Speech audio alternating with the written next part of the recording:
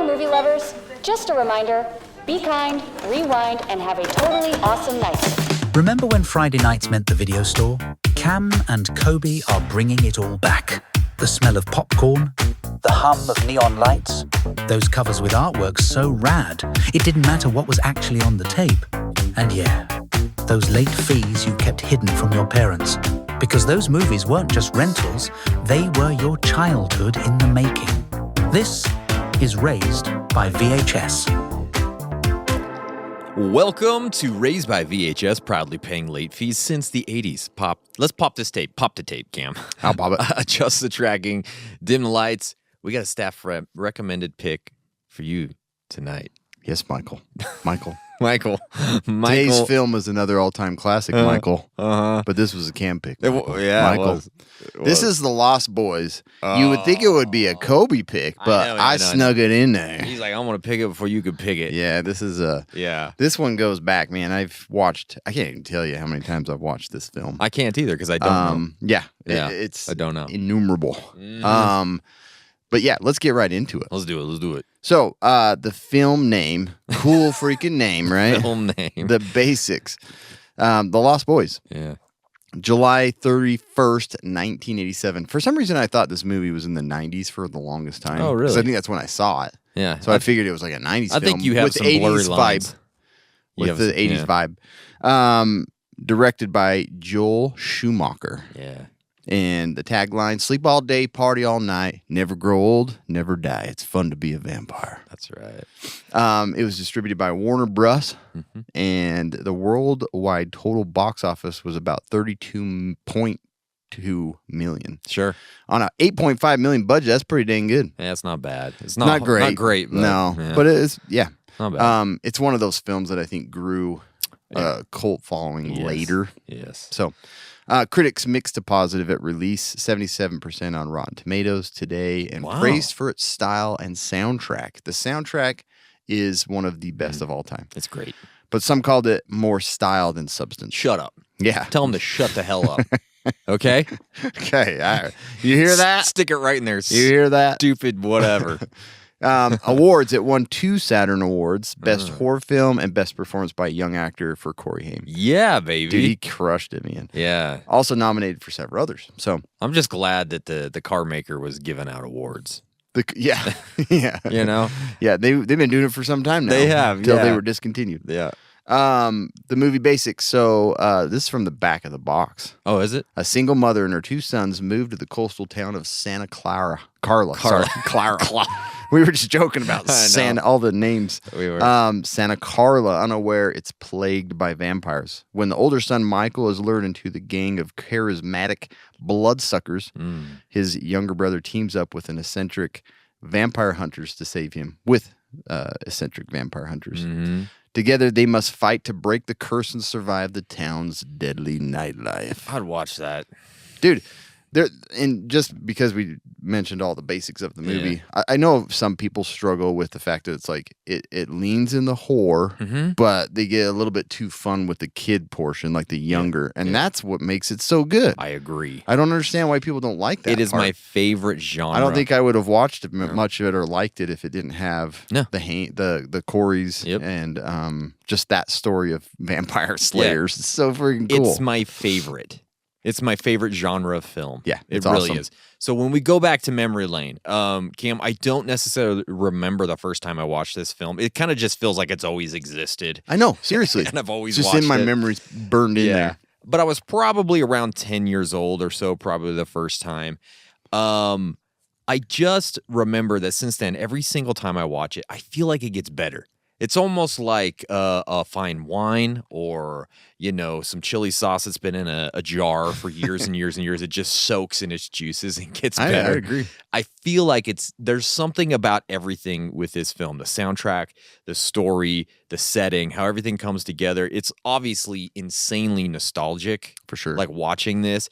But it's like this kind of cozy little thing that I just never get tired of. I just want to watch it and I want to live in it for as long as possible every time I do. I remember being like maybe 12 or 13. Maybe it wasn't that old. 11, 12, 13, something like that. I wanted to be part of the Frog Brothers so bad. I wanted to start my own. So there was this film and then there was also the Monster Squad.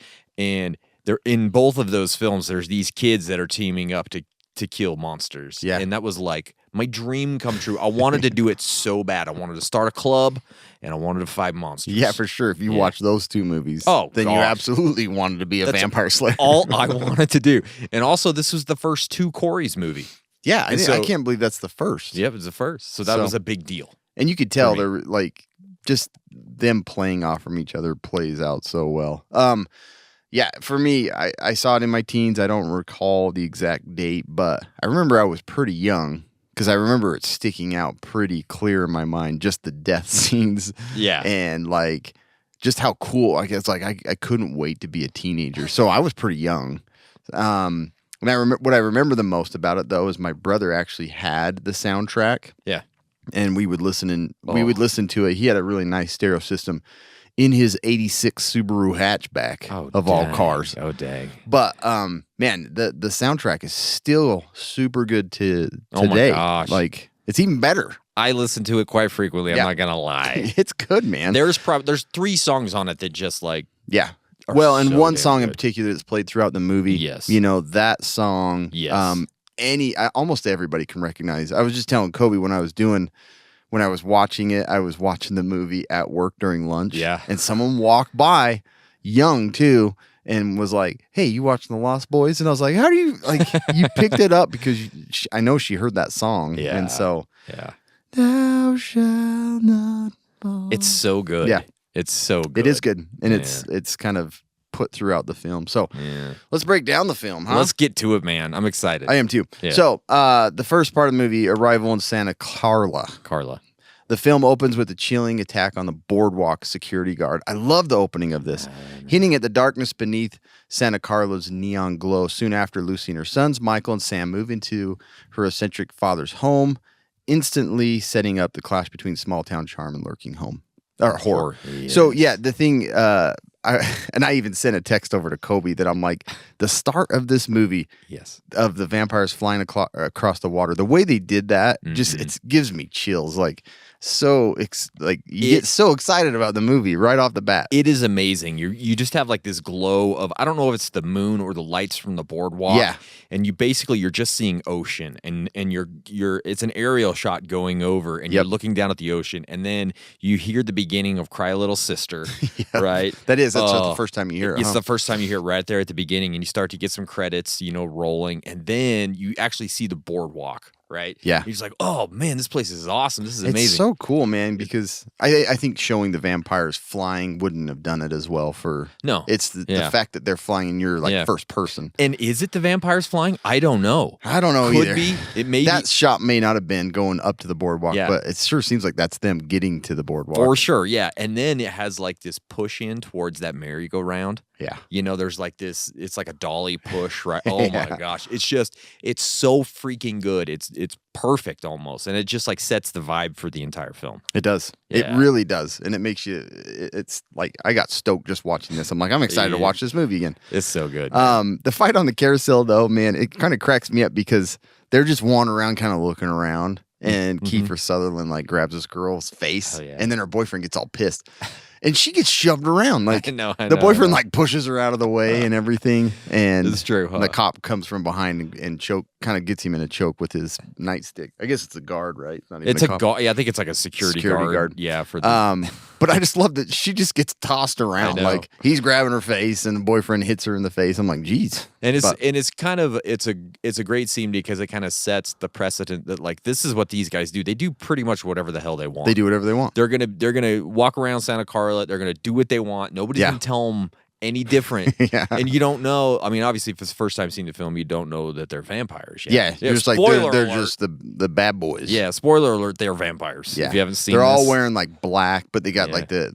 And that's the thing. I'm like, I knew this was an '80s movie because of the dress, but I think it's because it came out when I first watched it. I was like, it's got to be part of the '90s. Yeah. And you see his whole gang, and there's a couple of guys. There's one guy in there is what the freak's his name? He's in Bill and Ted's.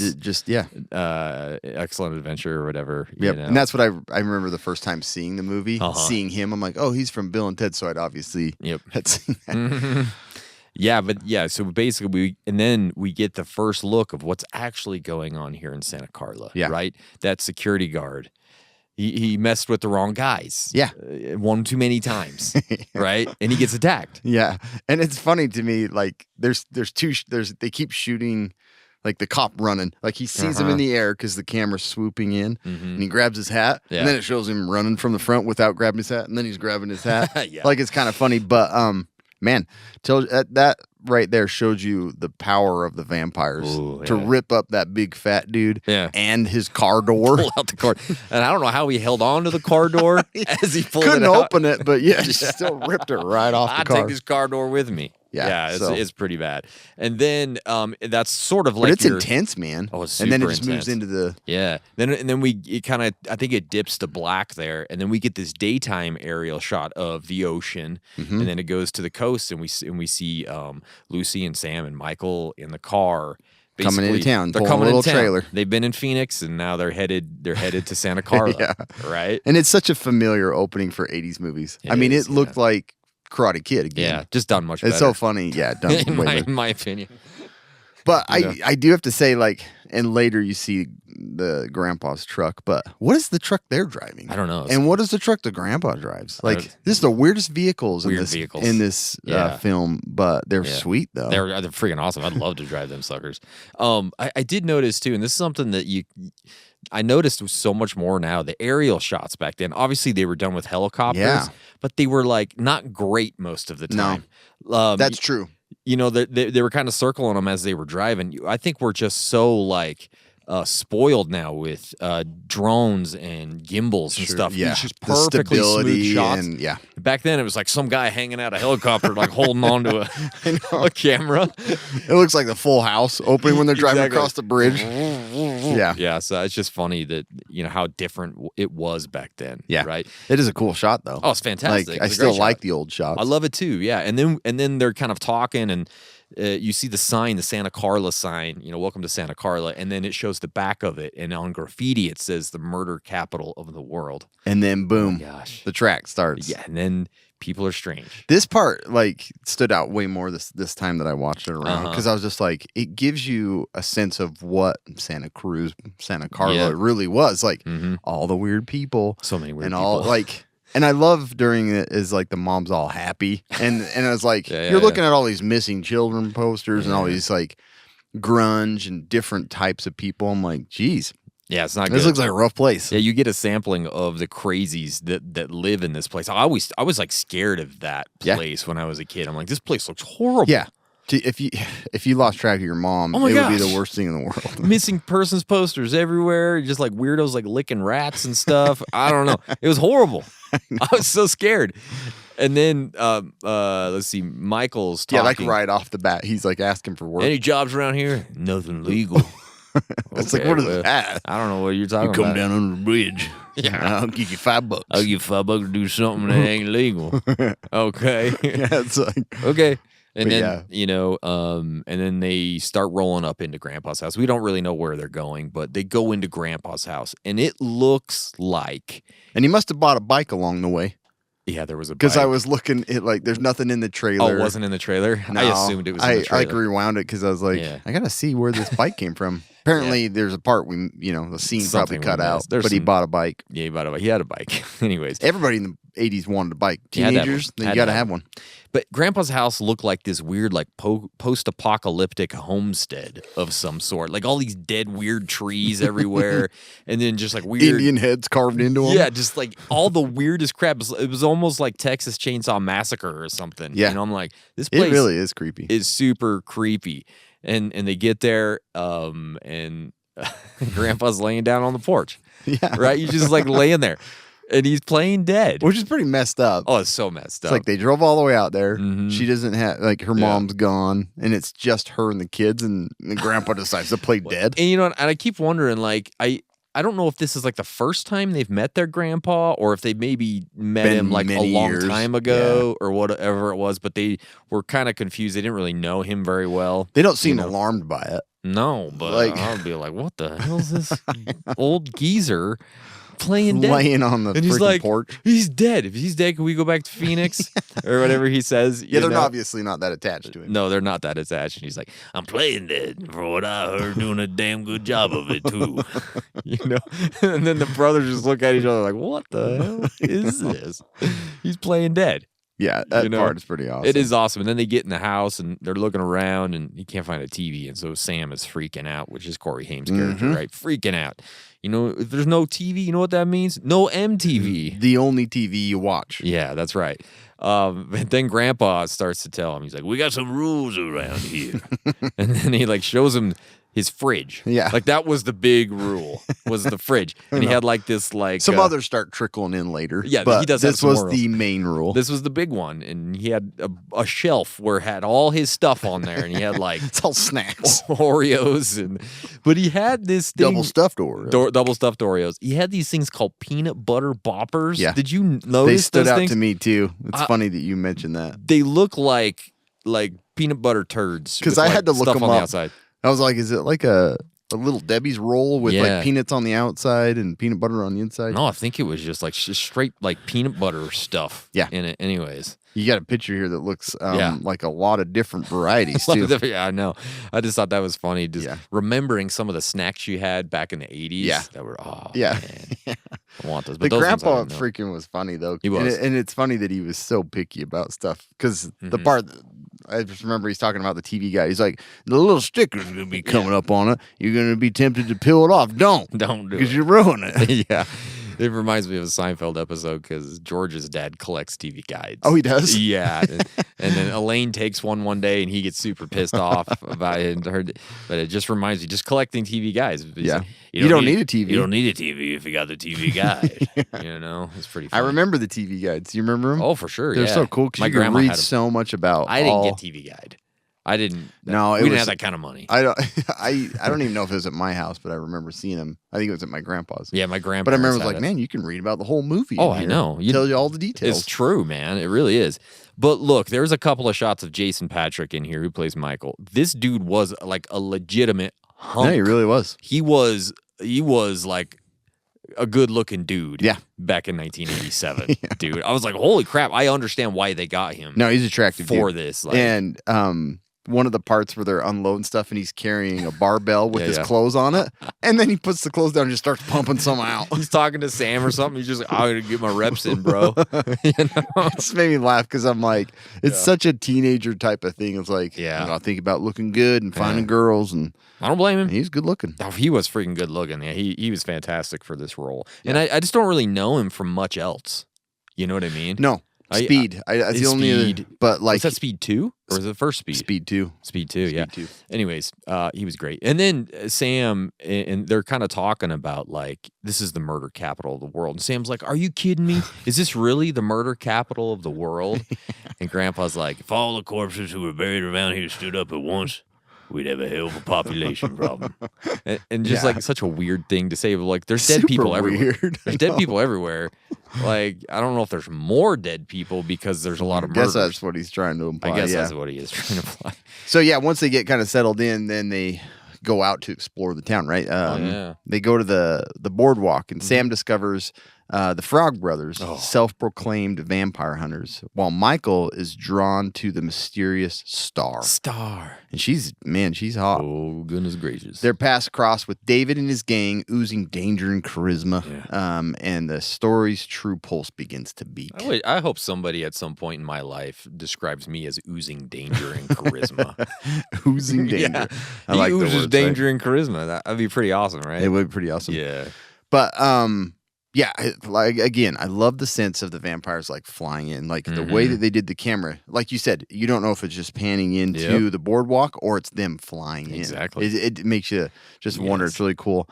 And I think this is the part of the movie that Kobe can't let go of. I can't. It's his favorite. I think to me, it's probably the most iconic It's very much. scene in the film. It's the one I see the most out in the world. because it's kind of weird. It's super weird. Yeah. It's super weird because we have the sexy sax man on stage, and it's kind of I love the setting, right? You have like these burning barrels, you have a boardwalk in you know on the beach, you have a bunch of weirdos gathered together Yeah. and they're watching this sax man play, I still believe. Yeah.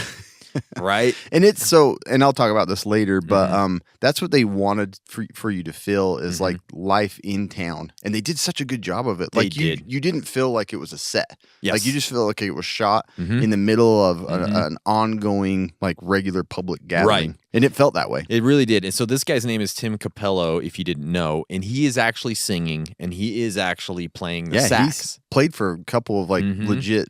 He was in Tina Turner's band. That's right, He was. He played for Ringo Starr. He played for crazy. Peter Gabriel. So this dude is legit. He is not the type of person that I would see playing a sax because No. he's huge. So I kind of looked into some of his background. Like his dad was like a composer or something. Oh, really? Or a music teacher, something like that. So he started at 4 years old learning how to play. Wow. And so I think that's why the saxophone, he got that. And then at one point in the 70s, he was hooked on heroin.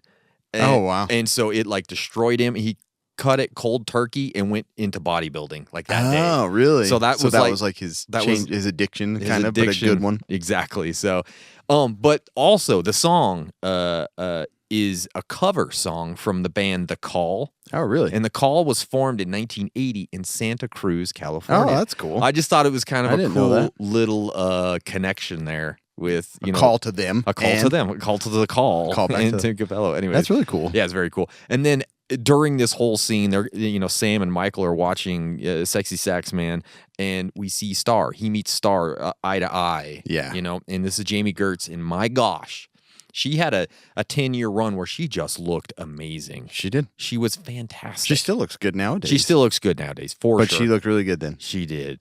And I used to get her and Jennifer Connelly kind of mixed up when I Yeah, was little. I can see that. You know, because they're both really cute, dark-haired girls. Yeah. But my gosh, Star. She fits this role really well. She's just like kind of innocent. And, But man, she is into that sax. Oh, she loves it. She's like, She's like just rolling. And Michael stares for Oh. the longest time. Yeah, there's like some- everybody else is watching the show and he's just locked in. yeah. Like this that is- creepy stare that you're like, ugh, dude. It's almost like the Karate Kid stare we were exactly talking the about, same. right? It's Yeah, too long. It's too long. It's like, dude, Yeah. like make a little create a little Yeah. mystery between you two. But he's Yeah. like, "Duh." I did want to tell you though that Jamie Gertz now she is worth $8 billion. I was gonna say she's married to. I know she's married to a Investor. billionaire. $8 billion. Yeah, they own Wow. the Pelicans. I don't know. They own a baseball team. Yeah, they I own know a that. couple. Yeah. So Pretty I insane. think they own. Yeah, it's like crazy. She's worth a lot of money. But yeah, that whole interaction between him and Star is very kind of awkward. But like, But the vampires, a lot of people believe control. You know, there's like the big society. So maybe she Yeah. got her early She introduction to that society. makes total sense. It does. Makes total sense. That could have been a good conspiracy. Yeah, it could have been.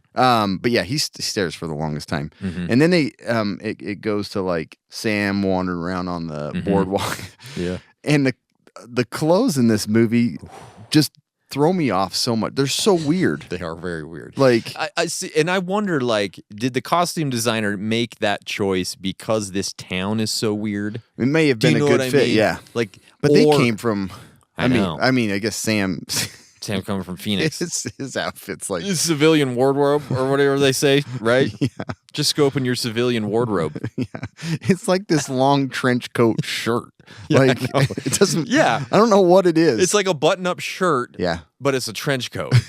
yeah. Is what it looks It's like. super weird. It's almost like a dress. Yeah.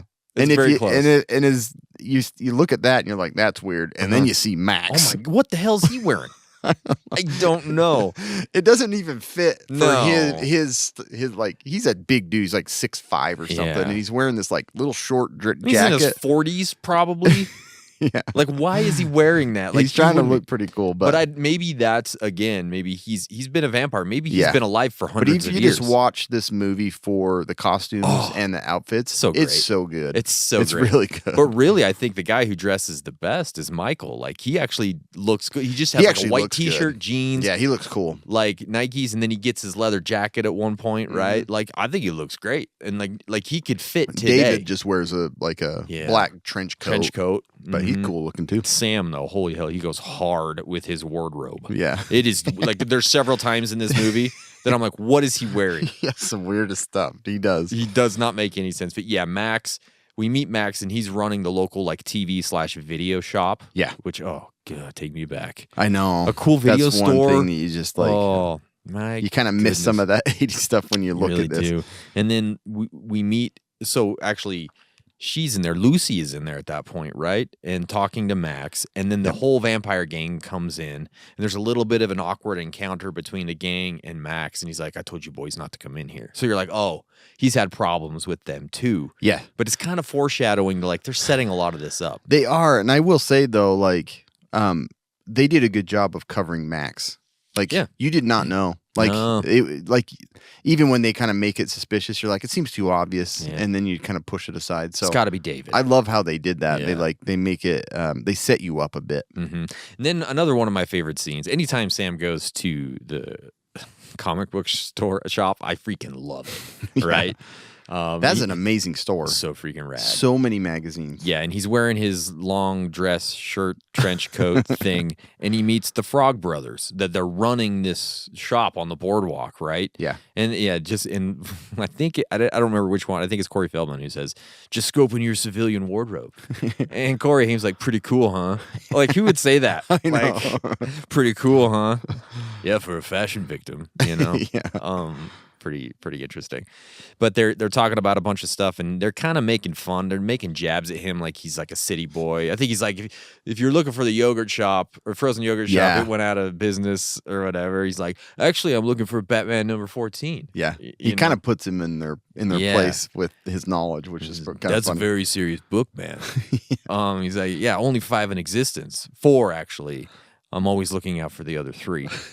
I love this whole thing. And then he starts telling them how they're idiots for putting this Batman here. And you can't put this here because they haven't even discovered red kryptonite yet, you know? And this is almost like, and right after that, the attitude towards him changes a little bit. It was almost like this was like a little bit of a test. Yeah, true. From the Frog Brothers. It does seem that way. And like he kind of passed. He's like, okay, now we could tell you about all these damn vampires that we have in this town. He's not just a dummy city boy. Yeah, he's not just some Phoenix hippie or, yuppie kid. This kid knows some stuff because he knows comic books. So that's when he gives him the Vampires Everywhere comic. Yeah. Right? And he's like, no. Sweet looking comic. So freaking awesome. So cool. You can buy replicas of this thing, and I've been so close to doing it several times. It's not real. Yeah, yeah. It's not a real comic. But he's like, I don't like horror comics. And he's like, you'll like this one, Mr. Phoenix. I love this, Mr. Phoenix. It could save your life. And again, I love the fact that a comic book in this world actually holds really good information. Yeah, to it's survive. like the survival guide, and it's a comic. It's a comic. It's so cool. I find that so endearing for some reason. I just love it. And then we see a couple of things going on. We see the biker gang again. David's they biker show gang. up. They're on their and bikes. They're so cool, dude. A couple of the bikes have like those. I noticed disc that too. Wheels. Yeah, they are so. I mean, when I was like 10, 11, 12. There was nothing cooler because you could see him on BMX. The only time you saw it bikes. was like in a parade. Yes. Oh, yeah. But no, they were sporting it. They were like solid plastic, like, what are they called? I don't even know. Like instead of spokes, you have like a solid plastic Yeah, it looks wheel. like a disc. So it's kind of futuristic looking. Yeah. Oh my gosh. There was nothing cooler than having a bike with that, either a BMX bike or a motorbike. It's true. Right? And looking at like David's gang and the look of them, and then him kind of like taking some interest in Michael.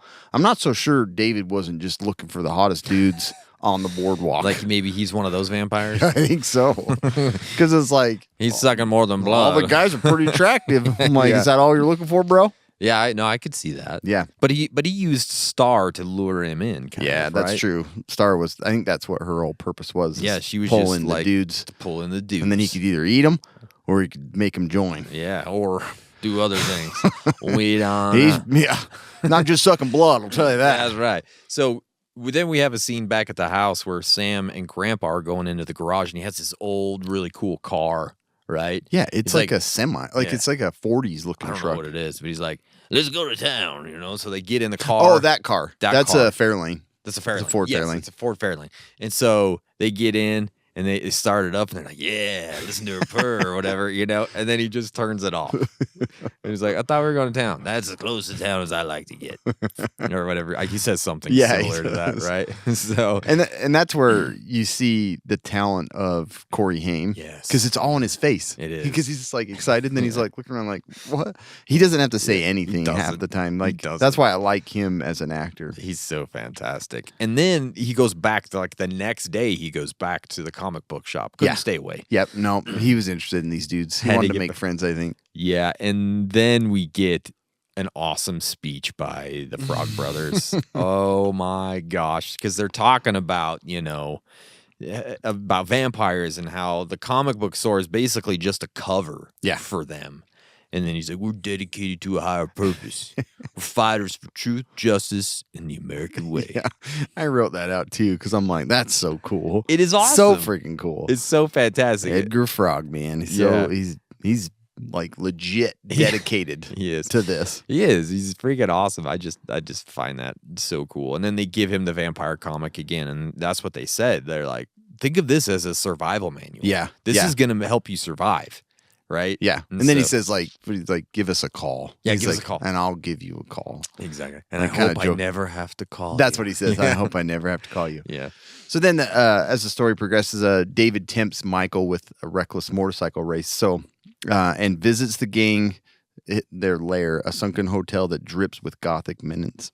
Oh, boy. It's a twisted initiation. Michael knowingly drinks vampire blood. It's kind of like a peer pressure thing. Mm-hmm. Crosses the line between thrill and nightmare, and then things get real crazy. They totally do get crazy. So, when it goes back to the boardwalk, it's funny because Michael bought this jacket and he's trying it on, and then he's looking for Star. I mean, that's the whole reason he came back. I always love after he puts it on, he's looking at it and brushing it Yeah, as I he's know. walking. Gosh damn, I Yeah. look good. So I know there's some missing scenes here where it actually shows Michael. He picked up a sanitation job for a while, so Yeah. he's He starting to was kind of fit picking into up society trash on there. the beach. but Yeah, they cut that's it what out. it was. Mm-hmm. And so he earned some money, bought him a nice jacket, which looks freaking cool. Oh, it does look it's a awesome. good looking It's jacket. a great leather jacket. And then we see Kiefer Sutherland show up, David, and I'm like I said, I think he just scours for hot dudes because he has a good looking group. Yeah. And then Michael and Star are kind of walking, and David calls out, and he's like, Star, where you going, Star? Mm-hmm. And she gets on his bike, and then some of the best lines right here, man, some of my favorite. He's like, he looks at Michael, and he tells him, you know where, I think it's Highlands Bluff Overlook is, and he's like, I can't beat your bike. Yeah, he doesn't even say. He's just He didn't say he's racing or anything. He just tells him where. He's like, do you know where it's at? And he's like, I can't beat your bike. he knew that's what he wanted was to race. He's like, I can't. That's what you do, man. Come on, I can't beat your bike. It's such a funny line. Yeah, it is really cool. But then they take off across the beach, and when this music kicks in, it's the best, Dude, It's so cool. it might be my second favorite scene. They're using these great anamorphics, and they did this a lot in the 80s, and you'll get those fantastic flares on the light, especially in the darker scenes. You'll see them a lot. Yep. And when they are racing under the piers, oh my gosh. It looks really good. It's so when it shows them looking. on the bike, it looks a little goofy. Yeah, But you the know back that. shots and the light yeah. from behind, it's kind of dark and scary, and, Oh. and it's so cool. It's beautiful, dude. And the way they use the fog and the mist in this movie, it is so good. It's so good. I really feel like the cinematography is underrated because of, just like you said, a lot of people are like, it's like a funny horror movie that's so Yeah, they overlook the pretty shots. it is really fantastic cinematography. And I see you put his name in there. Yeah, so it was Michael Chapman who was the DP on this. He also did Taxi Driver, Raging Bull, The Fugitive, Scrooged, some big movies that look fantastic. They do look fantastic. You know what I mean? They don't get enough credit. They don't get enough credit, but 'Cause- and then this whole scene too, they're using the Lost in the Shadows song. Yeah. Oh, That's what it is. man. Lost in the Yeah, shadows. so freaking good. And It's just cool. It makes you want to be a biker. You're I want to be part of this group. Yeah. I could see why Michael got all the peer pressure to follow, chase after the girl, be part of this group. for sure, Yeah, man. it was cool. It's a fantastic scene, though. I love it. And then they get to the lair, and it is an awesome looking place, right? Mm-hmm. It actually is an abandoned, and I'll talk a little bit about the set, but it was an abandoned hotel that they kind of customized to make it look like a cliffside. Mm-hmm. And I think he even says that, right? Like the fault like broke it up. He talks about it. Yep. But yeah, this is probably one of the best scenes in the whole movie of them like cruising across here. And it's super thick fog, and David kind of runs Michael to the very end of this cliff, and like at the last minute he jumps off and falls. But the thing that makes me laugh about this is when he's like, he gets super mad. Michael's pissed, and he gets up and he punches David. And he's like, "Just you, just you." I'm like, dude, you're in the middle of nowhere. I know. And your whole like the guy's gang is there. It's like you're not gonna just single out one dude to fight. I think he was hoping. Yeah, you know what I mean. Like if they had enough manliness in them, that's what he would. But do. I think that's probably why David's like, we need to make you a vampire. Yeah, like you're a tough dude. You're the guy. Good looking, hot, tough dude. Gosh, I love that jacket. By the way, I wanna bite the shit out your neck. But oh my gosh, that jacket, man. Yeah. So it's a very cool scene. It is a really cool scene, and then it goes back to Sam in his bedroom, right at this point, and he's reading the vampire comic, and it kind of like goes around, and you get to see like some of the stuff he has on the walls in his bedroom.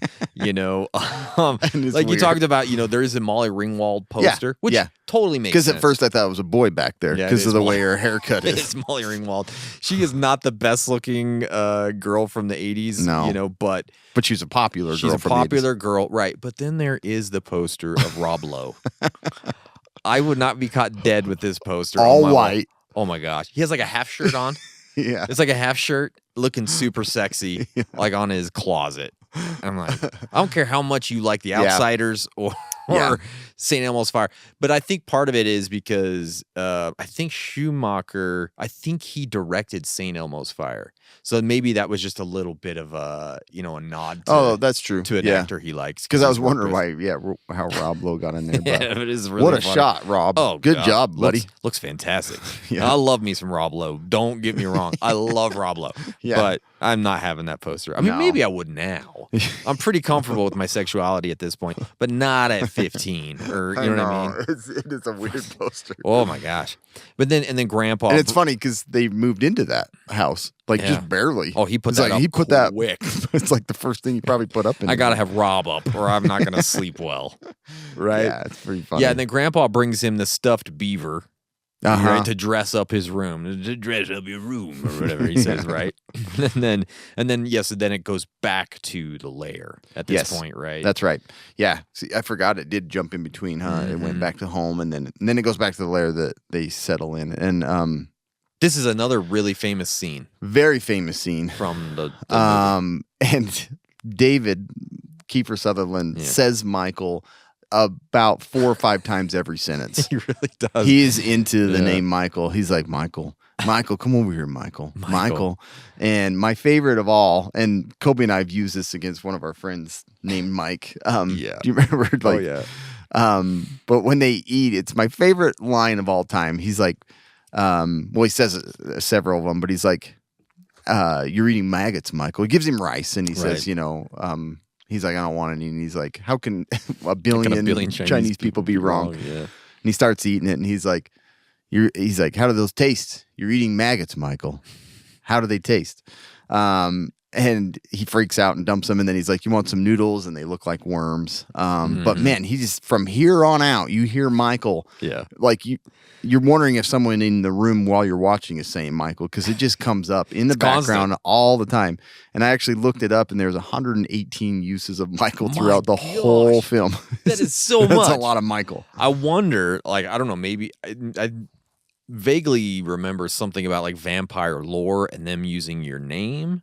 Like as part of really? Like that would make some sense because he said like to try and seduce him into becoming. So maybe that's a thing. I don't know, but it's a lot. But yeah, he does use it a lot. Michael, especially in this scene. Yeah, and like everybody starts using it. Michael. And then they bring out the bottle, and the part that makes me laugh is like this is a total obvious peer pressure thing. He's like, drink it, and Star's like, don't drink it, and he's like, and he drinks it, and that's where things get real weird. It is a 100% peer pressure thing. Like he's like, I'm not going to say no to these dudes in who front of would? Everybody. Yeah, like I am drinking this. So he drinks it, and then things get really goofy. Oh, super goofy. I've reenacted this scene with my brother because he'll recognize it. Like Kiefer Sutherland takes a sip first, and he's like, Like he kind of Toasted, I like thought. he like kind of throws his head to one Yeah. side like it's super good. It's its own blood. That stuff is good. And so I've done that. So it's pretty funny. For sure. But yeah, Star And tried to warn him. He drinks it, and then you hear the song again. That is Cry when Little Cry Sister. Little Sister comes in. It comes back and in it kind again. of fades in and out of different like Yeah, views. it is really good. And then they go to the bridge, and the bridge scene's really cool. It's fantastic It's actually, I think it is in another. Is it in Santa Cruz It's or near somewhere? there, Yeah, for sure. Yeah. but a lot of people recognize it that are from there. Yep. Very famous bridge. And they hang off from it. And I was thinking how creepy this would be. Oh, like gosh. it's all fog. You can't see how far down, and the train coming. Like it would. I've been in those situations where you're hanging and you think you can get back up and you can't. Yeah, there's So no it's way to like, get back man. up. The And then he cinematography falls. here is great too. It is really good. Like those shots, like the wide shots of the bridge. I oh, like man, that too. Yeah. They look so great. And then when he falls, it's the most intense fall ever. He's like, "Ah!" Like Slow arching his motion, back and looking like, around. yeah. So, Yeah. And then the fall into the bed. and then he just falls into bed and he's super Yeah. dirty. Yeah. I don't know. I actually really love that transition too because he's in bed. Yeah, he's super dirty. And then like Sam comes in, I think, right at that point. But he's like, Sam's like in slow motion, kind of. Oh, I didn't Did you notice that. notice it? Uh-uh. He's like in slow motion because he picks up the phone and gives it to him. He's like, "Mom, call" or something. And it's like slow motion. Oh, really? And Like then he's all of a coming sudden- back Like he's to- coming back. That's in. cool. I didn't Yeah. notice that. I thought that scene was great, actually. And then he, Michael's transformation creeps in, sunlight burns, food turns foul, and his reflection fades. When he nearly attacks Sam, only the family dog saves the day. Sam turns to the Frog Brothers, who eagerly claim their suspicions of a vampire infestation are finally confirmed. Yeah. So it gets really cool. This is where the vampire stuff really gets hot and heavy. Yeah. So then it's like that night, right? Yeah. What it goes to is that Yes. evening. And this is where it shows the path to the old man's house, like their grandpa's house. And like, again, man, it's got like wind chimes. So it's creepy. It's got like Native American carvings Yeah. and birds. It's the creepiest path I've ever seen, but it's also like the coolest. It really is. It's got leaves blowing. Yeah. Again, like you said, the set and the filming made this like sink in more dark. Like it gives you an uneasy feeling. The atmosphere is so fantastic. Yeah, it It's is. windy, it's dark, and you kind of have like moonlight coming in. It's so fantastic. And then they go in the house, and Grandpa's going on a date with the widow Johnson, I think is her name, right? And he's like, "I need to find something for aftershave." And he's like, "Here's some Windex, Grandpa." And he Yeah. sprays it on, and he puts it all over himself, Yeah. on his earlobes. And then you get that famous like Corey Haim like Yeah, someone's like, "Oh, that's gross," but it's funny. Yeah. Yeah, that's a very Corey Haim reaction. Man, he's good. Like he would like you want to watch films with him in it Yeah. because he's such a good actor. He had a great run there for a while. He did have man. a good run for a He while. really did. And then later, like Michael and Sam are kind of hanging out, and then this scene that comes in creeped me out as a kid because all of a sudden, like all these lights and bikers show up, and they're like revving, and the windows are blowing and opening the drapes, and you're freaked out. You don't really know what's going on. Yeah. And then he opens the door, despite like Sam telling him not to, and it just stops. It's all gone. It's like they just disappear. And they're like, "What the hell?" I remember as a kid thinking, like when I was home alone, that was going to happen. Yeah. And we even went camping, and my dad, like, I can't remember, we were driving somewhere, and he had to pull off at the sand dunes and like park. Like, he's like, "Oh, we're not going to make it. We're just going to stay in the camper here." And I was like, we walked around on the sand dunes and found like burnt crosses and all this weird crap. Gosh. And all I thought that whole night was I'm going to get this like boom, boom, like bikes, and I was For thinking sure. back to this movie. That's funny. But it's an intense scene. It really is It's an really intense cool scene. though. I like it. And then like they're kind of staring outside, like, "What the hell just happened?" And he's like, "Go take your bath." It just feels like Big all brother, right, I go gotta get your bath. I gotta go take my bath now. Yeah. So Sam goes upstairs and he's having the time of his damn life in the bathtub. Like, He's got a whole shampoo bottle on his head. that's how you take a bath. Like this dude knows how to do it. He's Yeah. got the radio going. He's Yep. got tons of freaking stuff in his hair. His dog's hanging out with him, and he's singing. Yeah. He's having a time. of If his ever a movie made you want to have a dog as a protector, He has the coolest dog. Nanook is the best. Nanook is the best, He's man. the Protects best. him multiple times and kills a vampire even. Oh, for sure. So Nanook is in there, and Sam is just going ape shit on his hair and like singing. He can't hear anything, right? Michael tries to take some milk. Michael- Take a little sip of milk and Gets a tummy ache real super quick. bad tummy ache. And this Doesn't is like- where he's starting to turn a little. He's now lactose intolerant to like the worst level ever. Yeah. Right. So he's like, I don't want milk. I want blood from He's my driven brother. to go eat his brother. Yeah, and he's trying not to. You could tell, like, he's like, he doesn't want to be walking up there. And he gets to the door, and the dog is vicious, dude. Like, creepy. Like, the dog Super scared me. creepy. Oh, It my is gosh. creepy. Just like so pissed off, and all of a sudden he jumps up, and and the dog attacks Michael, and they're downstairs. It's a cool scene because Sam goes under the water, like Corey Haim goes under, and then the dog jumps and the door shuts. Yeah, It's so he cool. gets up and he's like trying to get stuff off his And you eyes. can hear it going on in the Yeah. back. You can hear the dog kind of attacking somebody. I would be freaked out. Oh, I would too. Because you wouldn't think it dude. was your brother. Oh, for sure. Yeah, no. And then they go down, and he finds out. He puts on his robe, right, and he goes down the stairs. His shirt, maybe. Yeah, yeah. It could have been. It could have been Yeah, a it shirt. was Who a knows? But and he said he saw that his hands all bitten up because Nanook. And that's a pretty gnarly. I remember gross. thinking that, like, man, it's all the teeth marks. I'm like, that's a really gross injury. And then the funny thing is, the first thing Sam says, "What'd you do to my dog, asshole?" or something like that. Yeah, It's he's like, super well, mad.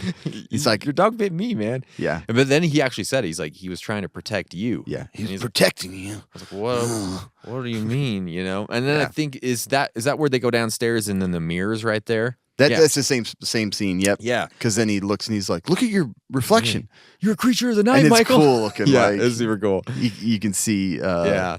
Corey Haim's arm behind him. And then this is probably my favorite whole line. This is the best entire line. movie. I think so because he's figured out that his brother is a vampire and he doesn't know what to do. So he's like going back up the stairs. He's like, "Mom, brother, a goddamn shit sucking vampire." "Oh, you wait till mom finds out, buddy." I love that he has to Oh throw my in. God. You wait till mom finds out. Again, that's why the writing is so great because It's a kid swearing. Like Yeah. it doesn't, it's all like kind and of he jumbled. ends the line as a little kid would end the line. You wait till mom finds Yeah, you out. wait till mom finds out. Not Yeah. like how some like adult would. You Yeah. know what I mean? So it's so freaking good. And then Michael kind of chases after him to like Yeah. tell him to stop, and in this one he goes and calls the calls Frog Brothers, right? He calls them, and they're going over the things like, does he where or does he not want to see sunlight? They ask him a whole bunch of stuff. Yeah. And like, does he have bad breath? He's like, yeah. He always had bad breath though. Yeah. It's like it's such a funny line. Yeah. He always had bad breath though. And when he's talking to him, have you noticed the parents in the back are all like stoned out? Was that the parents? Yeah, I don't know. I don't know either. I don't know. But Yeah. they don't move. They don't Yeah. like, and they got the little beady like 70s like Yeah. eyeglasses on them. See, like, I didn't what know is- if that was that. That's good to see. I didn't know if that was the parents or just some random people at the boardwalk that were just hanging out in there. I feel like it taking a was nap. like at their house, and Was that was it? their parents all like Could have been. stoned out in the back. I need to It to was pay so more attention. weird. It is very weird. They didn't move one bit during the whole discussion. Yeah, they're like leaning on each other, taking a nap, right? Yeah, So or something. weird. Yeah, it it's could have very been odd. in the boardwalk for sure. I don't It's know. a weird town. It's So very, very weird. But then later on, like Michael goes in and takes lays on his in- bed and yeah, turns the lights out. turns the lights out, and all of a sudden he Wakes up floating. Just wakes up floating, which would scare you, obviously. Yeah. And that scene looks great. Like It they does did a look really good. job. And he's like fumbling and pulling at everything. Yeah. But I was thinking, if I ever started floating, Yeah. the last thing I'm going to do is go outside. That would be and float into nowhere. That'd be my number one thing. Do not go outside. I will float to space. I don't know what I'm gonna do. Scariest thing in the world. Yeah, like And that's the first. He gets outside. yeah. It's so cool looking though, because Sam's talking on the phone and his brother's floating, Yeah, like holding floating on up. to the phone line, trying to talk on the other line. Yeah, he's called his mom at the or did his mom call them? I can't remember. I can't remember either. I think his mom called. Yeah, and he's like Sam is freaked out. He's Yeah. so scared. His acting's right? great in this. Yeah, he is so freaking scared. He looks out the window and he's like, he's gonna kill me. You know? He's so And freaking what scared. would you do as a parent, like hearing your son I know. or your kid yell like he's not coming, and then the phone ends? She Yeah. freaks out and she runs off. She's actually on a date with Max, She's on a date with Max. Yeah. and so she comes home. Yeah, She is not happy when she gets is home. not happy because Michael tells him, like Michael gets into his room. He does actually pull him in finally. He's Yeah, like, and he's like, please we're help." bros. We got to stick together. Yeah.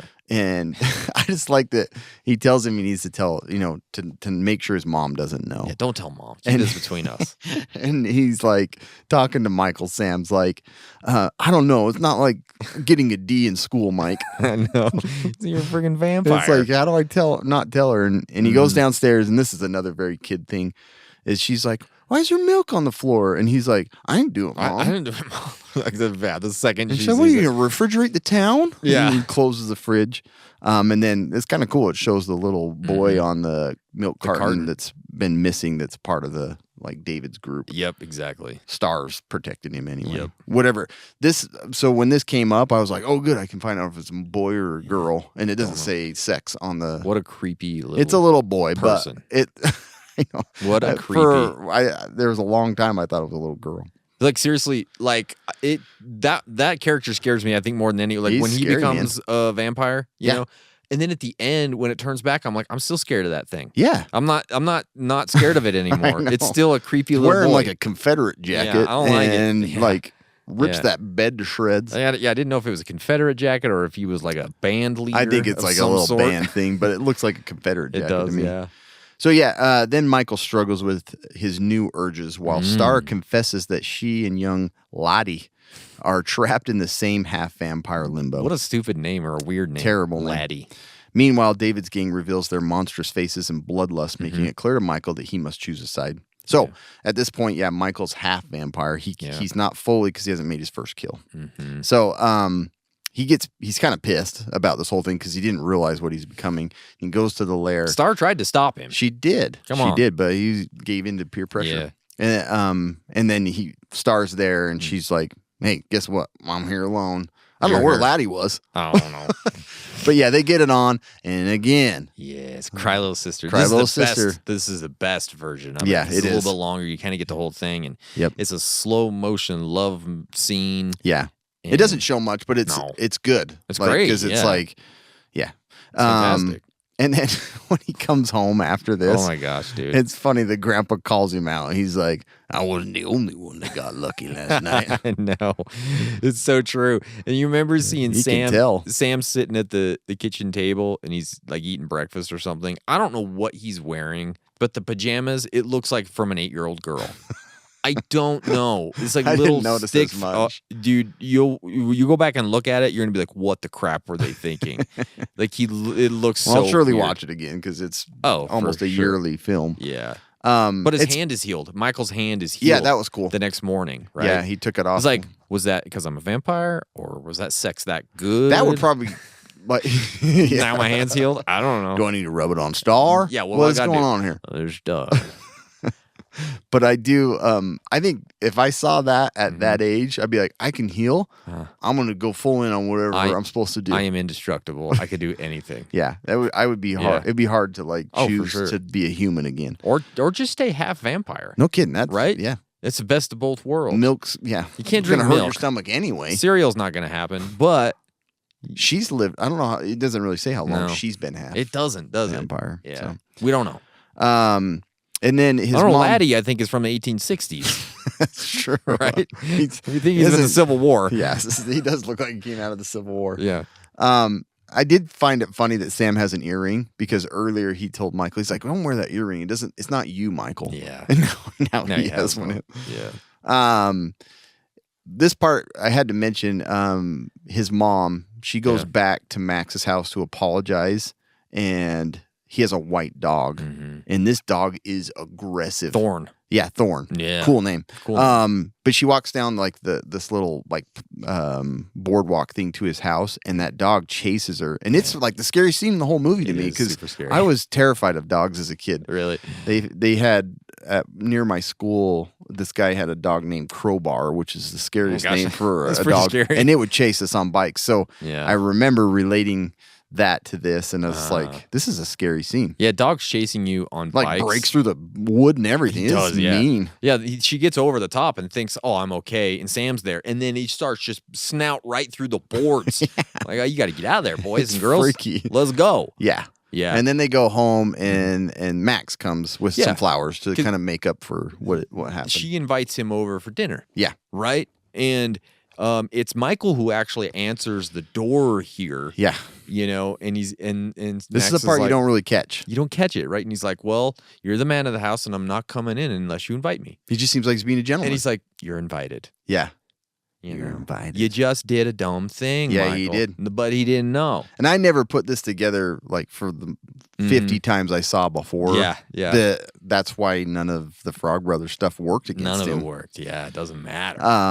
But yeah, so then Max, It's a great scene. This whole thing. Sam the starts dinner. to think it might be Max. Yeah. I'm not sure exactly why, just because he's like, he works at the boardwalk at night only. Yeah. And he's like, Oh, because I think didn't Can't they remember talk some of about the the hounds of hell? oh yeah, because his mom was the mom- attacked. So yeah. he's like, maybe it is Max. Maybe it is Max.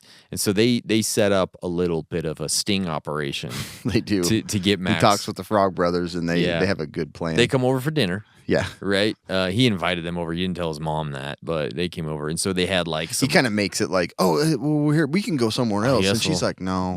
Yeah, there's plenty. It for works out everybody. perfect. And so they Sam gets some Parmesan cheese, but it's actually not Parmesan cheese. It's garlic. Like, who couldn't tell that? Yeah, I'm like, if you can't tell that's not garlic, come on, bro. Yeah. Because that's gonna smell so garlicky. Yeah. Garlic is, man, so potent. Yeah, and so he puts that on there, and that doesn't work. I like garlic. It's just too much. And then they spill some holy water on him, I think. On his crotch. On his and crotch. he's like, no, it's cold. It's cold, and Does it burn? I like how they like, Does it burn? yeah. No. They keep yelling at him because they think that he's having Yeah. like a vampire reaction. And then but- they cut all the lights out and have a mirror up to him when the lights come back on, and it scares him. good tests, Great, but didn't work. it rendered, he was invited in, so none of that works. Yep. So that kind of didn't But work. we didn't know that. Yeah, and so now Michael is out with David and his gang. Yeah. And they're like, it's time to see what we are, what you are. Yeah. You know what I mean? And so they go out and there's this party happening like on a beach or something somewhere. Yeah. I'm not exactly sure. They're all like in a tree for some reason, hanging out. And they go and just start killing some dudes. Yeah, this is when you first see the transformation. Mm-hmm. And I actually like the makeup. I think it's creepy. Like, dude. it's not over the top. Yeah. It doesn't look It like. doesn't look like Dracula. No, Yeah. it doesn't. But it's not like. Too much. It's not too like mellow either. It's Mm-hmm. just right. Like, there's more prominent like skeletal features, Yeah. and their eyes are yellow and their teeth. Because I think that was one big thing. Jason Patrick did not want to be like He didn't want makeup any for makeup. a vampire. He But actually didn't want any makeup. they looked really cool. I actually think I do think David Kiefer Sutherland's role. I think he did such a good job of being kind of a creepy leader. He did. Yeah. But man, the kills. This is like some of the best kills. It is, dude. And my favorite. I think you wrote it too. When he bites that guy in the head, it's like an apple. It's like. He's like a bald dude, and he just grabs his head, and it's just squirting out his head. It's my favorite. It's so 'Cause I'm good. like, why would you bite the top of the head? That's where he wanted it. That's where he likes it. And then the other guy gets his arm ripped off. Yeah. But it's a brutal kill, and they're trying to lure Michael into it so that he can become a full vampire. But he doesn't. No, he can't. He can't bear to watch it. No, he Falls out of the tree, rolls in the And sand. doesn't he start to change a little He bit does. right there too? Yep. Right. Yep. He's got And bloodlust, you know. But yeah. Then he goes home and he's talking to his brother Sam, and Star shows up and she's down below, and they're like talking, and he's like, "Is she one of them?" And when they turn, she comes up to the window, and he's like, freaks out. But I wanted to mention this scene because when Michael and Star are talking, Sam keeps interjecting. He's like under the blankets. He's like saying all this stuff to him while they're like talking about like What all are you, a this, flying nun or something? all I can't this remember what he seriousness. says. Yeah. It's pretty funny. It is a great scene there. So then, armed with makeshift weapons, Michael, Sam, and the frogs storm the lair in daylight, managing to stake one of the vampires. And their daring escape with Star and Laddie leave David's gang furious and sets the stage for the inevitable payback at nightfall. Yeah, and there's some things here that I didn't always notice, but I did notice this last time. When they're leaving, they take Grandpa's Fairlane. Yeah, right. yeah. And they're like, "Hey, Grandpa, we're gonna take you." They don't even wait for him to say, right? They just go, and he's building a fence. Did you know he's? I didn't even notice that. Yeah, he's building a fence with like spiked posts for some reason. Wow. He has these spiked posts, and that comes into play at the very end of the movie, right? I just thought it was kind of interesting. I didn't even notice that. Yeah. Mm-hmm. But yeah, they drive to the lair. So they go to the lair because the Frog Brothers, are like, we're gonna kill. Mm-hmm. I think isn't this where they understand if they like kill the leader, then they can get him out of the half vampire. Yep. But I love when they get down there. Feldman's like, if you're gonna vamp out in any way, I'll stake you without even thinking twice about it. Yeah, he does. Saying to Michael. Such a great line. And then they get down to the lair and they're gonna kill Star, and he's like, leave her alone. And I like when he goes to pick her up. She's like, "Oh, will you pick up Laddie?" And he almost has this look like, "Oh, take this freaking little weirdo Civil War midget child out of here." And then when they're looking for the vampires, this part cracks me up because they're loud as all get out. Yeah, I'd be like whispering. And they're like flashing lights up, and they find him hanging. Mm-hmm. And then when they're crawling up the ladder to stake one, it's like first come, first staked. Yeah, because they're like, how do we know which one is the leader? Yeah, and they're like, let's get the little one. Yeah, there's like, well, this first come, first staked. Yeah, we're gonna have to kill them all. And he freaking he stakes him. He's like, "Good night, bloodsucker," right? And then just and man, to think like I thinking about this scene to drive that big of a stake through a body out the back. That would be hard. Like it's like these Frog Brothers, man. They trained hard for this. It's like either that rotting body that's super old was easier to pierce, or man. Sure, but I was like, holy crap, it's like a 2x4. Yeah, you went hard with that. And then it's the most gory juice too. And I guess vampires are just filled full of like old juice. Yeah, because it's glitter juice. Yeah, it's like glitter juice. Did you notice? Slimy glitter juice. Yeah, slimy glitter. They are juice. very shimmery after it. And then they have to start going out of there because like David wakes up. They all freak out. And David wakes up. Yep. And they start chasing him. He's like, "You're dead meat." I love that line. Yeah, because it's such an '80s saying. Is. No, you wouldn't say that. But they're going out and they're like, "Hey, we got to get in the sunlight." And he's grabbed Sam's like foot or leg or something, and he just barely touches the sunlight, and it starts to burn him. Yeah, And then they're running off, and then it has this shot of David just like pissed off, and a single tear comes down his face. I know, a single tear, and he kind of like smiles a little bit. It's like I kind of like it. He's like, I like it. Maybe it's like game for him. But I don't know. It's like hard to. Does it hurt really bad? Yeah. Is it pain, or is he like sad because one of his buddies died? That's true. You know what I mean? Or is it a lot of mixed? Does his hand hurt? Like, does he know he has to kill Michael now? Like, what is going on here? True. I actually think it's a really cool scene because you're not really sure, but he's also still kind of human still because he's crying. Yeah, right? It's true. It is kind of, but very deep. Yeah, very good acting. That's great. Yeah. And then when they show up back at the house, I think it's funny because they're like running into the house and he's carrying Star. And the only thing that Grandpa says, like, asks about, he's like, "What's the one rule about gas?" He's like, that you fill up the tank after you use it or whatever. I can't remember exactly what he says. Yeah. But it's funny that he just ignores that they're carrying some passed out woman up the stairs. Like, that's rule number 2. You take it down in the basement. Well, now you know. Yeah, that's what he says. Okay. This is funny. It's like he ignores all the like chaos that's going on, and he's just like, you fill the gas tank. And then we have a fantastic montage that happens here. This is like the Goonies and the like Monster all Squad, that, all of it together. Young boy. Yeah, and it's a great little song comes on, and they go to get the holy water at the during church, a baptism, during like a baptism or something or a blessing, and they have all their canteens, and they're just in the back filling up their canteens, looking around. It's such a great. It is. And then they buy this huge thing of garlic, and they're just like smashing garlic and mixing it with the holy water. It's a cool scene. Like it makes it super fun. Fill up the tub with holy water and garlic. I know. I still look at that tub and I'm like, that's a lot of water. That is a ton of water. That'd be like 50 canteens. Maybe they just mixed it. Diluted it a little bit. Diluted because who knows how much. But either way, who cares? It's cool. Yeah. And then it shows like when the vampires wake up. Yeah, that's their right. feet are so disgusting. Did you notice their feet? I forgot it's the only time they show it. Oh, they're gross, bro. That's right. And they are pretty gross. When they wake up, do they got to put all their boots on? Like, how does this work? I don't know. They just fly off, it seems like, after that. Maybe they don't even wear shoes. No one ever looks down. I mean, how often do you look down at another man's shoes? I don't know. Do you remember that line on Shawshank Redemption? That's Shawshank, yeah. Enough to know that they're not wearing shoes or wearing shoes. I Yeah, guess. yeah, but yet they are nasty. They're feet. gross. It's Yeah. pretty cool. So the vampires descend on the Emerson home in a chaotic siege. Sam, Nanook, and the frogs dispatch members of the gang in gruesome but clever ways. Some of the best death scenes happen right here. And then Michael has to face David in a violent clash that ends with David being killed. But the curse isn't broken at that point. No, he's not.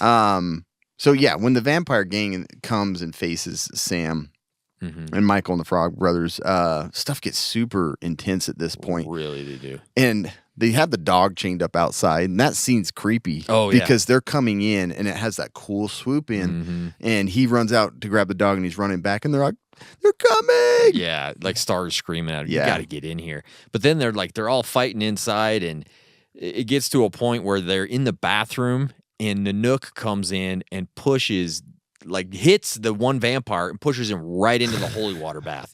And it is the biggest damn mess you've ever seen in your life.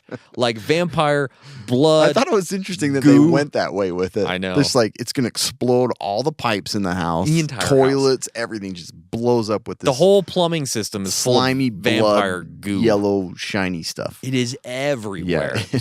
Freaking everywhere. But it's so cool though. Oh, it's fantastic. It's like if he just bubbled and all of his skin fell off, it wouldn't be as cool as this For sure. chaotic death. And then Sam is downstairs and he's fighting one, and does he This end one's up? probably even better. Oh, it's so freaking good. But he has I think he has a bow and arrow. He does. And he hits him one time, but he didn't get him in the right spot. But he's like, I'm not gonna miss. Yeah, he twice comes up or and he's whatever. like, "You missed me." You missed me. Yeah. What does he say? You missed me. I don't. Something dumb. I don't remember. But then he hits him. And then he again, hits him. And he goes right into the stereo. Big old stereo system. Big old stereo, and his head explodes. Yeah. His head It's freaking got such a explodes. weird noise too. It's like, Yeah. and then boom, And his head blows up. Death by stereo.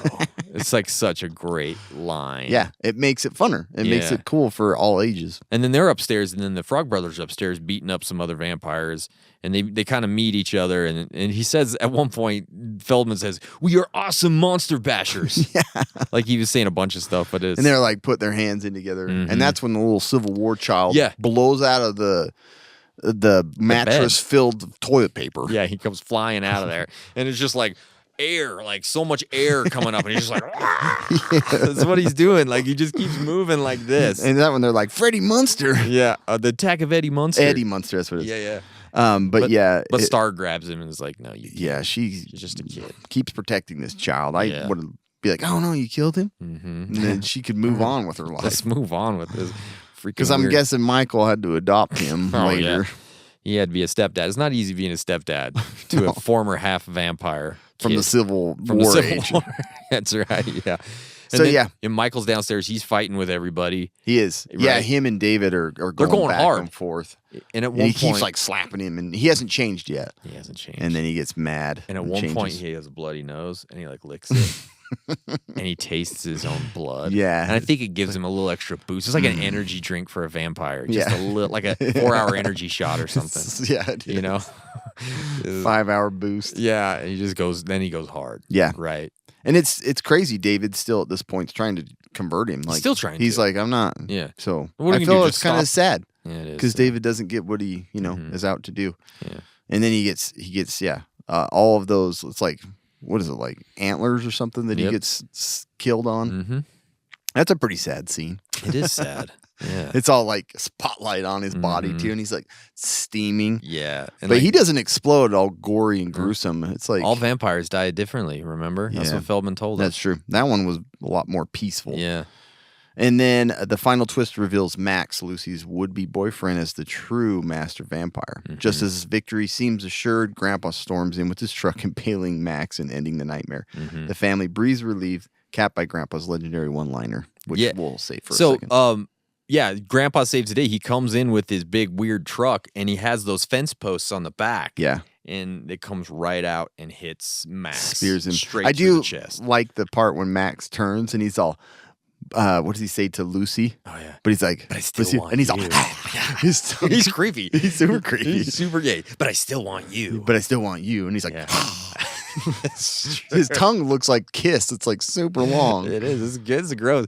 And the only thing I remember, And he's got a deeper like growl. Like you Yeah. can tell he's an old vampire. And when I always think of him, for some reason I don't think of this movie. I think of Richie Rich. He's yeah. the dad in Richie I always Rich. think of him in right? Overboard. Oh, he's an Overboard. He's the rich. the original husband. Yeah, the That's rich right. husband. Yeah. But anyways, Grandpa saves the day, and everybody's beat to hell. Like And everybody. that death too is intense. Oh, it's like yeah. fireball and then explode. It's a boom. It is, man. And then Sam gets up, and he looks like he's a coal miner. He is covered in like soot and stuff. Like, Vampire skin. Like, yeah, you can't even see him. And then Grandpa drops the greatest final line in all of film, I think. Yeah. I mean, I don't think you can get a better one. He's like, No. one thing about living in Santa Carla, I never could stomach. All the damn vampires. And then it just fades to black, and we have People Are Strange comes on again. So good. Oh, my God. But they couldn't have ended it better because, like, I just liked it. It's like done at that point. Yeah. And I think like Sam and Michael, they're all kind of hanging on each other. It's perfect. And they're all just kind of staring like at Grandpa, like, what? He knew the whole time. Yeah. He knew the whole time. It's so good. Dude, that's a movie. So that's That's Lost what you Boys. call film making, Sure. Cameron. That doesn't Okay. exist anymore, I Yeah. swear. Oh, man. So let's talk a little bit about the movie itself and kind of the initial like origins and direction. So originally, The Lost Boys was to be directed by Richard Donner, who imagined a youth-friendly, almost G-rated adventure about child vampires. That was the original script was written that way. Yeah, which would have been more like what's the movie you Goonies. like? Not only or Goonies. Monster Squad. Monster Squad. It would have been Yeah. kind of more like another Monster Squad, but in the early script by James Jeremias and Janice Fisher, later rewritten by Jeffrey Boehm, had a Goonies meets vampire tone. So it was obviously going to be a little bit more playful, a little more PG or G. Yeah, and Richard Donner directed the Goonies. And Is so that who? Is that who? And so he that's did? why it made so much sense. That does make sense. It would have been more. You can see how that. Yeah. But man, Joel Schumacher comes in because Donner took on another project, and Yeah, he you know what project he reworked took the film on? some. What did he take? Lethal Weapon. Did he really? Yeah, so he went to Lethal Weapon. I didn't know he did that one too. But he stayed on as an executive producer of The Lost Boys. So there's actually a scene in Lethal Weapon where Danny Glover and Mel Gibson are walking down the street, and there's a movie theater behind him, and it says now showing Lost Boys. No kidding. Yeah. That's pretty cool. So they were both, that's just kind of a cool little connection. It's always cool when they do that. I love it. So yeah, he didn't end up taking on the project.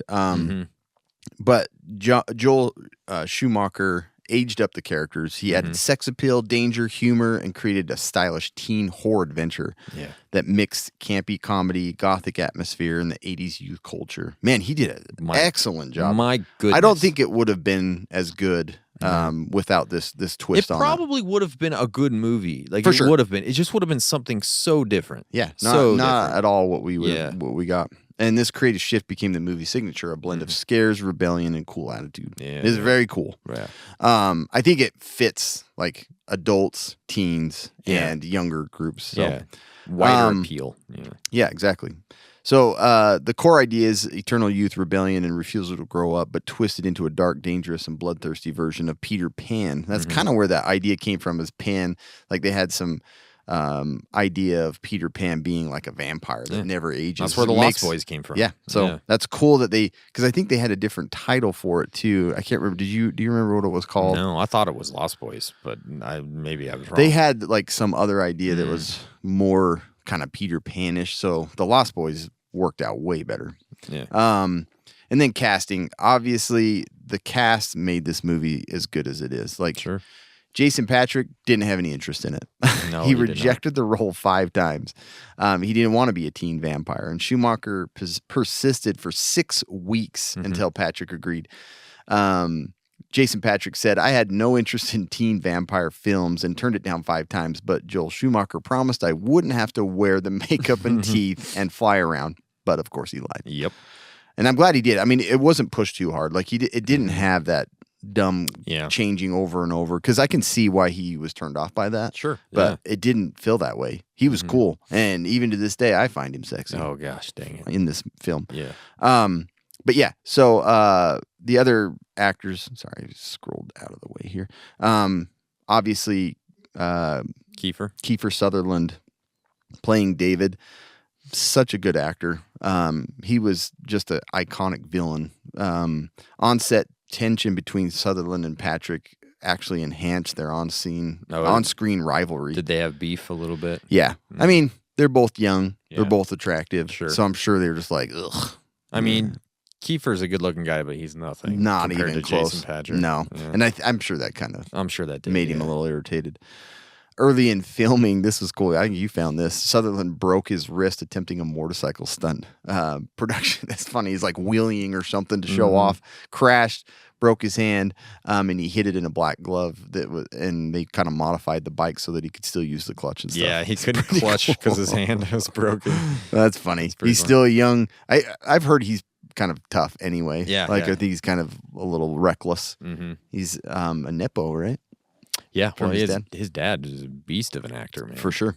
And then this is, like you said, Corey Haim and Corey Feldman's first movie together, and their real life relationship and friendship fueled authentic chemistry as vampire hunting with the Frog Brothers. Despite good rapport, they briefly clashed with Schumacher over a stunt. I don't know what stunt it was. I was trying to find that out, but they refused to talk to him for a day. Very, very much a kid thing. The supporting cast, like Lucy Emerson, Diane Weist, she, I think she plays a really good mom role. Oh yeah, she's like great. she's like sweet and she's caring. She's not over the top. Like I think they picked a really good person for that. And I mean, she's an Oscar-winning actress, so she's obviously great. she did great. And then we were just talking about Edward Herrmann, super tall. he's good for being the head vampire. And then you've got Grandpa, the provided comic relief at key support for the climax. And he was on Doc Holliday, not Doc Hollywood. Doc Hollywood, The Paper Chaser, The Hospital. Like he's been in a lot of films. Filming location. So Santa Carla obviously isn't a real place, and it was all based off from Santa Cruz, which actually was like the murder capital of the world. Yeah, and it was not. There like was three the serial killers going on at that time. So it's like, yeah, obviously it can't be. Yeah. But a lot of murders, a lot of crappy things were happening in this place, so it was kind of easy to use. And the boardwalk worked out perfect for the film. Yeah. It made it more authentic. They, like I was saying before, they kind of just shot film of people walking around on set and made it look, the actors just walked amongst the other people. It looked more realistic, and it did a really great job of making you feel like these are just teens hanging out and going to shows and things like that.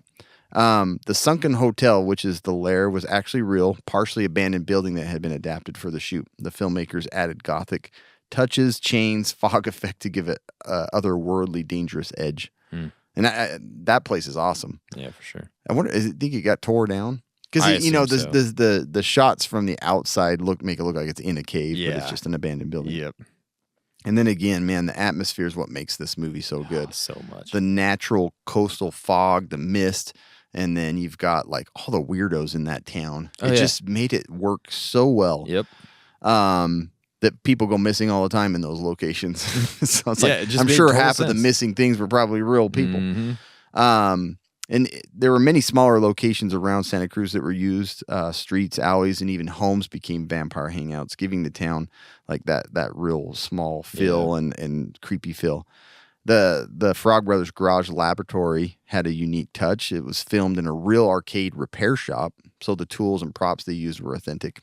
That's what I liked about the 80s movies, is the 80s and 90s, is they used like real locations. It wasn't shot As much all as possible. digital. Yeah, as much as possible. I mean, they obviously did some stage shooting for sure. this, but the majority of the stuff was on location. But like special effects and everything were just, they didn't have the digital CGI stuff that we have. And I think that's what makes it stand out so much more in my mind. And then, it was just the location worked out perfect for this type of film.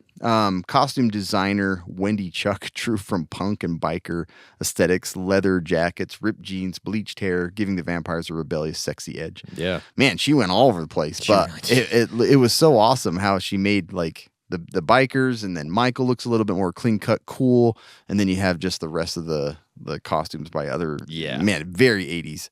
It's cool. And then the makeup focused on sharp features of glamour, not grotesque monsters, emphasizing style over horror.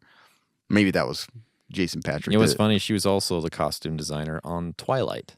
Was she really? Yeah. See, and that would have been way opposite of what I would have thought. The effects. Due to the $2 million budget cut, the team relied on practical in-camera tricks instead of elaborate transformations or CGI. Again, that's what makes it so cool to me. The flying scenes they used wire rigs and camera tricks, while melting death effects used gelatin and latex. And that's the thing. All these 80 movies, these horror movies, like the death and the and like the scenes, and we'll talk about that even later. But that's what I grew up with. That's the thing I love the most. There's actually some point of view flying shots reused from Top Gun, the B-roll. That's crazy to me. I think you found that, but I didn't. I had no idea. You can see him. There's a couple of shots where it's just flying through the clouds. Oh, I did. We didn't mention that part. Yeah. Like after he kind of like that flying through the clouds is cool. It does seem like it's them. Makes sense. That's all Top Gun shots. Makes total sense because it's like they're way up in the clouds at that point. But this resourcefulness and hands-on approach gave the film its authentic tactical horror feel. Yep. Soundtrack obviously became one of the film's defining features, perfectly matching its rebellious tone. It's almost as famous as the movie itself. Yeah. The soundtrack. Yeah. There's, I mean, I would just recommend getting it because there are so many good songs on it. I listened to it when I was younger. Like I said, my brother had the CD, and like all the songs are good on it. They're fantastic. You even loved the sax one, right? You even you appreciated it more. Oh, it's so good. I love it, dude. But yeah, several lines and moments were improvised, adding spontaneity and personality, especially in the vampire gang scenes. You can tell, the way that the Feldman, all that stuff is really cool. The reception, this is crazy. Like the test screenings, early audiences reacted wildly. Fans lined up early, and the excitement reportedly damaged theater seating during previews. What on earth was going on? Losing their minds. Loved it so much, biting, ripping seats apart. Yeah. So the enthusiastic reception solidified studio confidence and cemented the film's cult status. Yeah, that's the thing. Like, this didn't make a ton of money at the time, but the cult I can status see how it now is insane. It's one of the, if not the best vampire movie. Like Interview with the Vampire is one of my favorites too. This one, there's not a lot that are as good as this. No, there really isn't. So let's talk about our favorite picks, favorite scene, best character.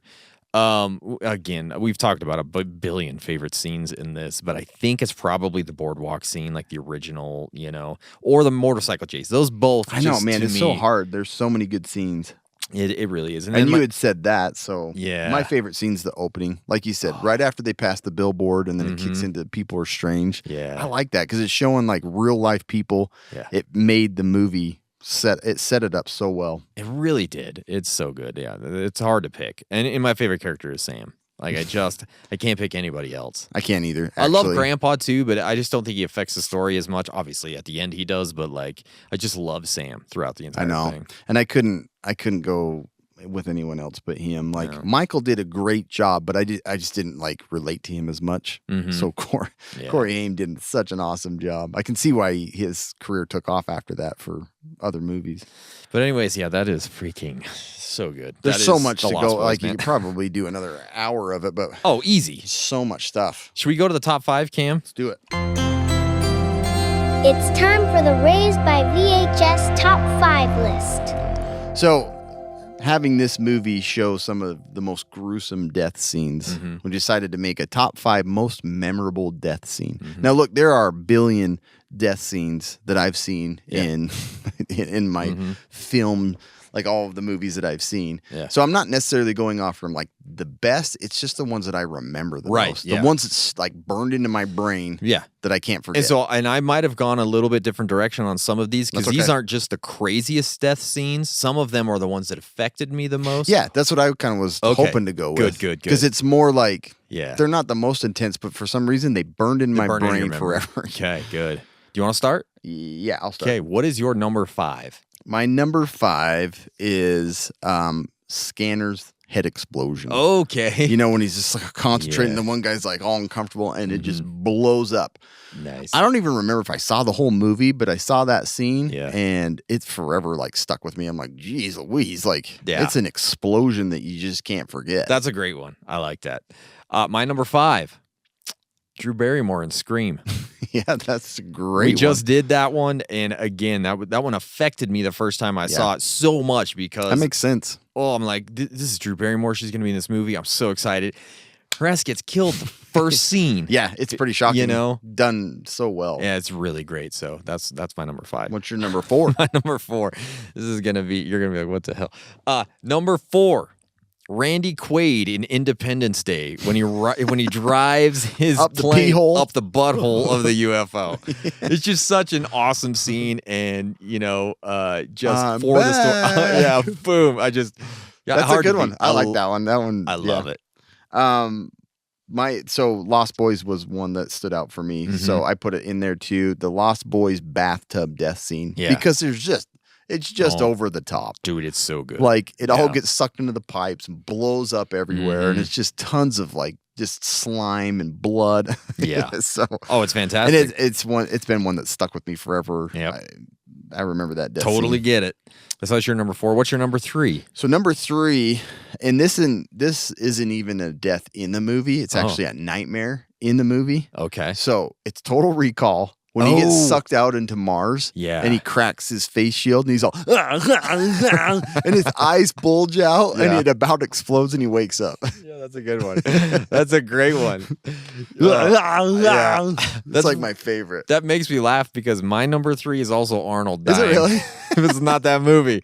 It's Terminator 2. It's yeah. the molten death at That's the a end. great one, And man. the thumbs up as he's going into the, That's a great the one. lava. Because it sucks. Dude, it's the worst. It's like you're like, dang it. I know. He knows he has to do it. Yeah, and Yeah. he saved him and Yep. and you love Arnold. Man. Oh, that's a good one. freaked me out. That's a tough one. That is a tough one. So then I go to my number 2. Oh man, this one is really affecting as a young child. Okay. Artax in the Neverending Story. Oh which is, man, which that's a is very emotional one. the That's a good one. the horse Yeah. that gets sucked and he just can't go any further. And Treyu is right. Is his name is just like yelling at him to get out of there. Yeah. Oh my god! I saw like one of the, I can't remember. It was almost like a, what's the big show that they have that they show all the new movies coming and all the games in California. They do it in Salt Lake too. Some expo Okay, thing. sure. Yeah. Where they all dress up in. Anyways, they had a big set where you could pull the horse. Oh gosh.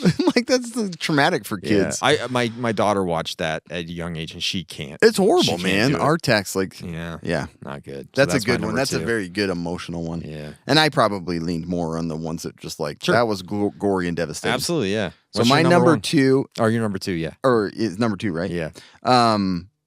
And this one, so this whole movie, so RoboCop. Yeah. But for some reason, man, when he pulls that spike out and stabs him in the neck, Oh yeah. that yeah. one is intense. So I just watched this recently. The other one. but in the that- other guy that's all the toxic guy? that gets all Yeah, that dude. Like, oh man. that one's very memorable. Help Yeah, me! he like His gets face tou- is all Yeah, molded. that's bad.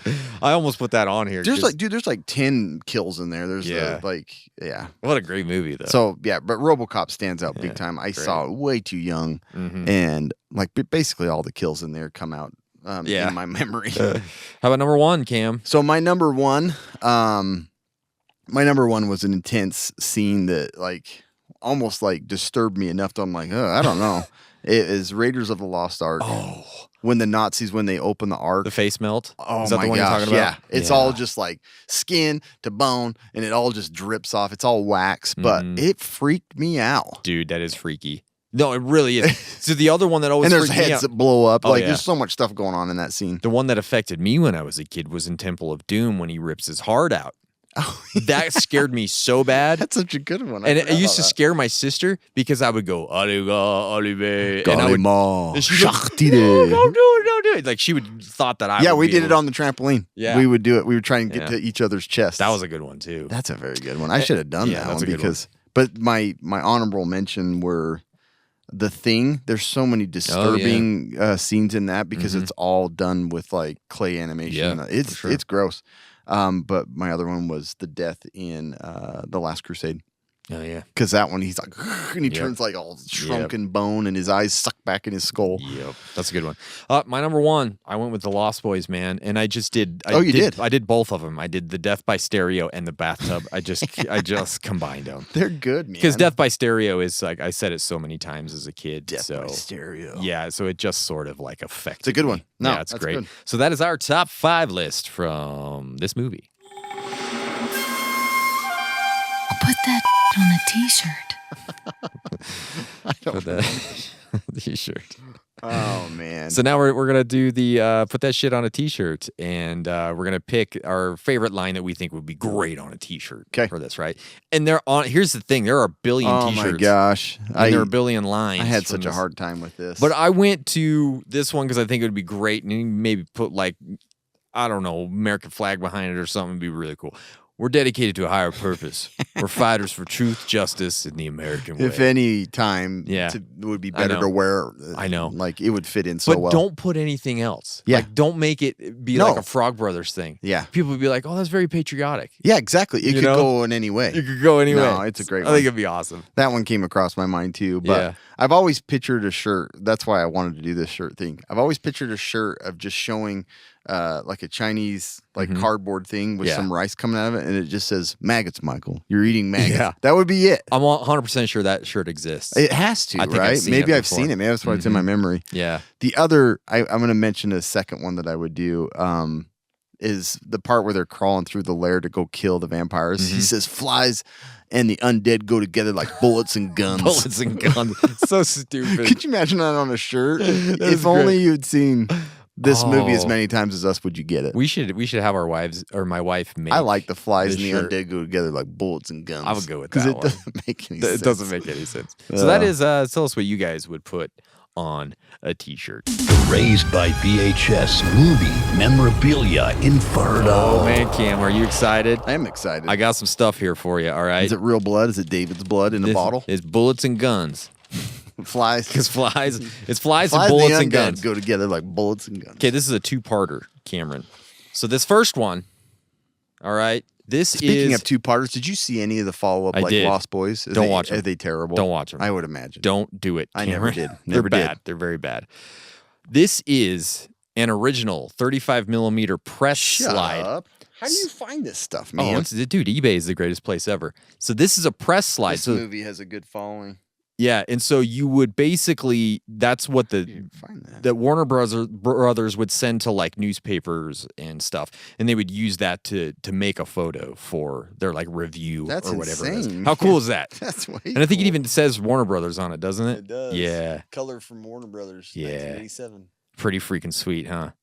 Yeah, that's amazing. Cool. And the second one, because we all know. How much you spending on this stuff? That wasn't that bad.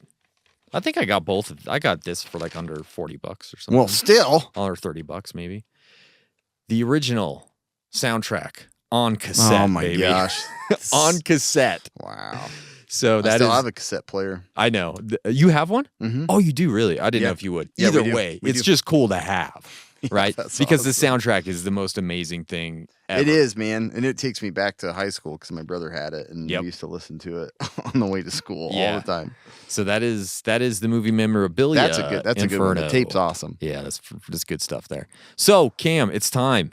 It's time to give our late fee ratings for this movie. Okay. Do you want me to go first? Yeah, you go ahead. You want me to go first? Okay. I will pay $94. Wow. I figured you were going to be really high. I know that sounds insane. Yeah. But it's like top 3 movies of all time for me. Yeah. So I figured you were in the 90s. Yeah, 94.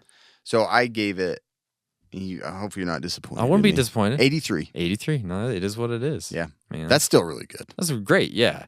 So when we look at that, we're going to have an 88.5. That's great. That's higher than the Metacritic score or the Is it? Or the what was it? Oh, Rotten Tomatoes. I guess it's 77. 88.50. I wonder what the Metacritic score is. That's great. Yeah. I think I think that is that our highest so far? I don't know. Days of Thunder is still the highest. Was it? It was higher, wasn't it? Wasn't it? I don't know. I'd have it's to like go 90s. I thought it might have been. Because I think I was high 80s, but I can't remember. Yeah, I think we'll I have to put go it back in and the look. But 88.5 for The Lost Boys. That's high. Yeah. That's very high. I Anyways. was looking to see Lost Boys Metacritic. It is. Oh, sorry. Dead Air. Dead Air is what it is. Metascore 63. Wow. Yeah, Metacritic. User score 7.5. So Metacritic's a tough one. it is a tough one because So there's a lot tough. of people that probably ain't even seen it. Yeah. So that is The Lost Boys. Thank you guys so much for listening. Please make sure to go hit subscribe on whatever you're listening to this on, and please give us a 5-star review. It helps tremendously. Yeah, we'd love to keep this going. We absolutely would. And that's another overdue rental. Thanks for listening to Raised by VHS.